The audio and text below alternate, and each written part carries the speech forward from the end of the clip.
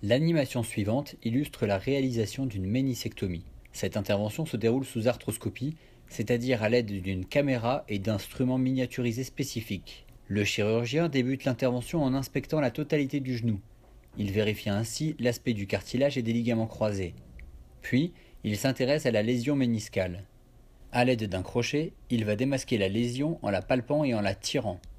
Une fois démasqué, il va morceler le ménisque lésé à l'aide de plusieurs pinces en porte-pièces appelées pinces basket. Enfin, à l'aide d'un couteau motorisé aspirant appelé shaver, il va aspirer les débris de ménisque et régulariser le bord du ménisque réséqué. Voici le cas clinique d'une lésion du ménisque interne d'un genou gauche. Il s'agit d'une lésion longitudinale complexe.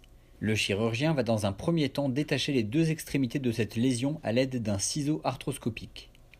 Il débute par réséquer la tache postérieure.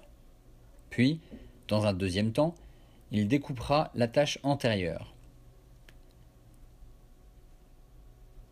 À l'aide d'une pince préhensive, il va retirer le morceau de ménisque réséqué hors du genou.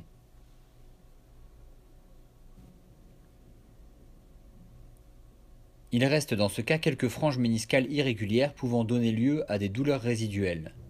Le chirurgien prend donc la décision de régulariser ces franges. À l'aide d'une pince basket, le chirurgien morcelle le bord libre du ménisque restant pour retirer toutes les irrégularités. Enfin, à l'aide du shaver, il va aspirer les débris méniscaux et améliorer le lissage du bord libre méniscal pour éviter toute survenue itérative d'une nouvelle lésion.